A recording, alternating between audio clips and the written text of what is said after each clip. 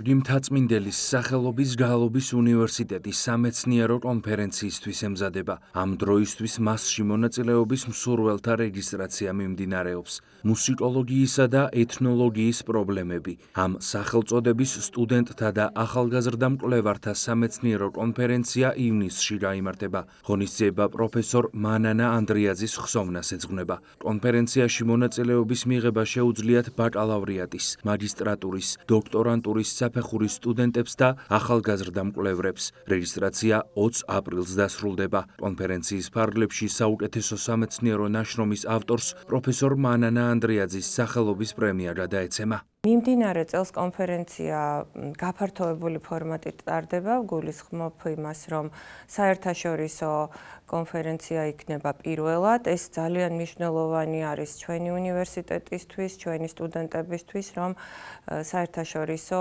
დატვირთვა ექნება მას სხვადასხვა უნივერსიტეტებიდან, რომლებთანაც გალობის უნივერსიტეტს აქვს მემორანდუმი ურთიერთთანამშრომლობის გაფორმებული, ჩაერთვებიან უცხოელი სტუდენტები და ეს ფაქტი ადმინისტრაცია მიიჩნევს, რომ მეტად საგულისხმო არის ჩვენი სტუდენტებისთვის, არა მხოლოდ გალობის უნივერსიტეტის, ასევე საქართველოს სხვა უმაღლესი საგანმანათლებლო დაწესებულების სტუდენტებისთვის, ახალგაზრდა მკვლევრებისთვის. რეგისტრაცია კვლავ გრძელდება, მოვუწოდებ ყველას ახალგაზრდა მკვლევრებს, სტუდენტებს, რომ დარეგისტრირდნენ. კონფერენციის თემატიკა ფართო არის, რასაკვირველია, კვლევითი თემატიკა დაკავშირებული უნდა იყოს მუსიკასთან და ეთნოლოგიასთან, მუსიკოლოგიის და ეთნოლოგიის საკითხებისადმი იქნება მიძღვნილი და ტრადიციულად წელსაც მოხდება გამარჯვებულის გამოვლენა,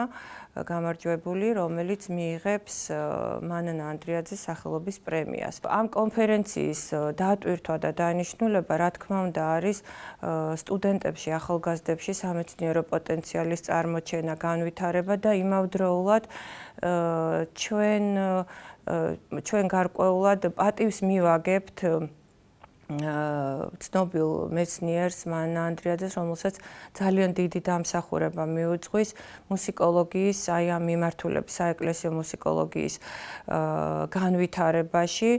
მე მისი მოსწავლე ვარ და გარკვეულად ამ ფორმითაც გამოვხატავ ჩემს უსაზღვრო მადლიერებას ჩემი პედაგოგის მიმართ. მან ბევრი მოსწავლე აღზარდა და შეიძლება ითქვას, რომ სამეცნიერო სკოლა ჩამოაყალიბა. ამდენად გვინდა, რომ მისი დამსახურება იყოს ცნობილი ახალგაზრდა თაობისთვისაც და იმ მეთოდოლოგიით, იმ სულისკვეთებით, იმ მაღალი აკადემიური ხარისხით, რომლითაც თავად ეს მეცნიერი იკვლევდა და შემდეგ ეს გამოცდილება გადასცა თავის სტუდენტებს, ჩვენი მხრივ მივაწოდოთ ახალგაზრდა თაობას.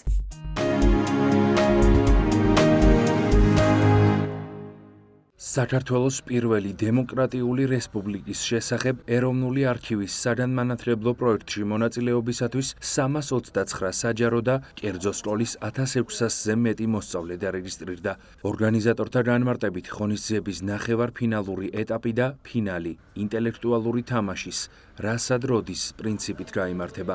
კონკურსში მონაწილეობენ მე-12 კლასის მოსწავლეები. თითოეული სკოლა წარმოდგენილია 5-წევრიანი გუნდით. პროექტის დასკვნითი ნაწილი დედაქალაქში მაისში ჩატარდება. პროგრამაში მონაწილეობის მსურველთა განაცხადების მიღება უკვე დასრულდა. შეგახსენებთ, რომ ეროვნული არქივის საგანმანათლებლო პროექტს საფუძველი 2015 წელს ჩაეყარა. მისი მიზანი ჩვენი ქვეყნის 1918-1921 წლების ისტორიით მოსწავლეთა დაინტერესება და მათი ცნობიერების ამაღლებაა.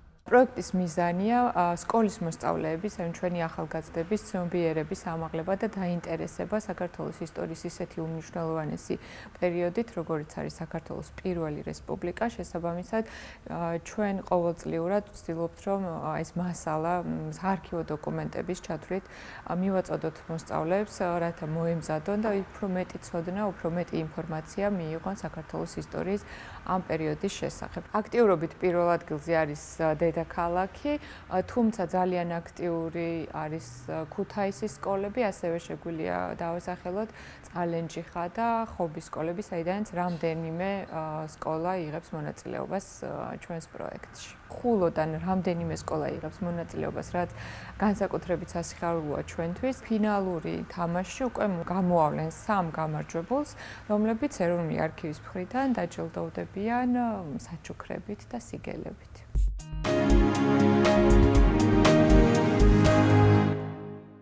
სწრაფი სიარული მნიშვნელოვნად ამცირებს გულის რიტმის დარღვევების რისკს. ამ საკითხზე სპეციალისტებმა კვლევა დიდ ბრიტანეთში ჩაატარეს. მასში 420,000-ზე მეტი ადამიანი მონაწილეობდა. ამის შესახებ ინფორმაციას BBC ავრცელებს. სპეციალისტების განმარტებით ადამიანები, რომლებიც საშუალო ან სწრაფი ტემპით დადიან გულის რიტმის დარღვევის 35-43%-ით ნაკლები რისკი აქვთ. დაკვირვება 13 წლის განმავლობაში ხორციელდებოდა. სპეციალისტების განმარტებით სწრაფად სიარული ამცირებს ანთების რისკს, რაც საბოლოოდ ასუსტებს გულის არითმიის განვითარებას. მათი თქმით, ამ საკითხზე კვლევა პირველად ჩატარდა. დაკვირვების მიხედვით დადგინდა, რომ ადამიანები, რომლებიც მეტ დროს ატარებენ საშუალო ან სწრაფი ტემპით სიარულში, გულის რიტმის დარღვევის რისკი 27%-ით ნაკლებია.